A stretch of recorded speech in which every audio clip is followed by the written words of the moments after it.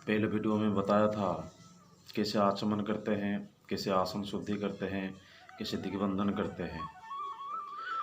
तो आज हम बात करेंगे तो षटकर्म में आसन के ऊपर जो आसन लगाते हैं।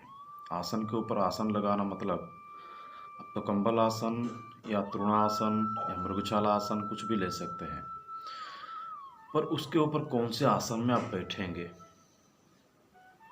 तो आपको बैठने के लिए जैसे कि मारण में वीरासन में बैठते हैं। वीरासन इसको बोलते हैं। वीरासन में बैठने से आपका शक्ति दुगना जागृत हो जाता है, वीर जैसा महसूस होता है और आप सभी कर्मों के लिए, मारण कर्म के लिए पूरा अनुकूल बन जाते हैं। तो हमें अगर सभी चीज़ का ध्यान हम रखेंगे और सभी चीज़ को सही तरीके से प्रयोग करेंगे, थोड़ा समय लगेगा। अगर हम जल्दी से कुछ काम करेंगे वो बिगड़ जाएगा, और जो 15 दिन 20 दिन करते हैं वो नष्ट हो जाएगा और बाद में फिर पछताना पड़ेगा।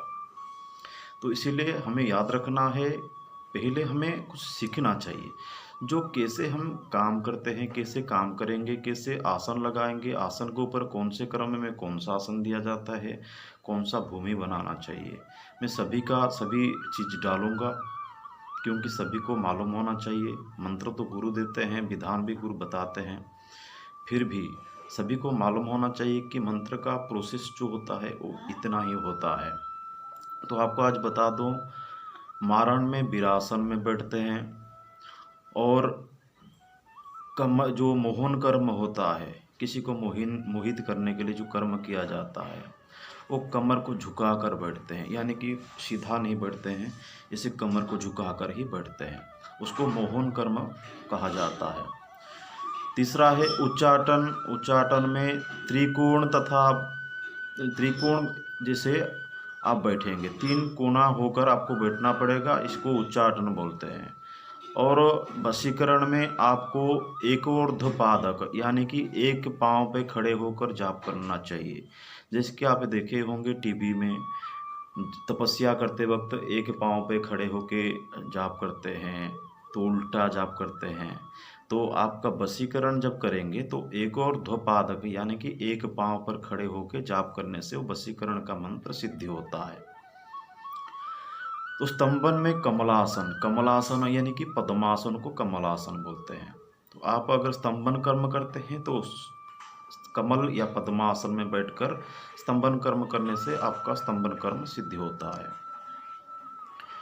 तो विद्येश्वर में पृष्ठपातक आसन सिद्धिदायक होते हैं। विद्येश्वर में पृष्ठपातक आसन, अर्धपद्मासन आप लगा कर बैठेंगे तो आपका विद्येश्वर कर्म आपका सिद्धि हो जाएगा।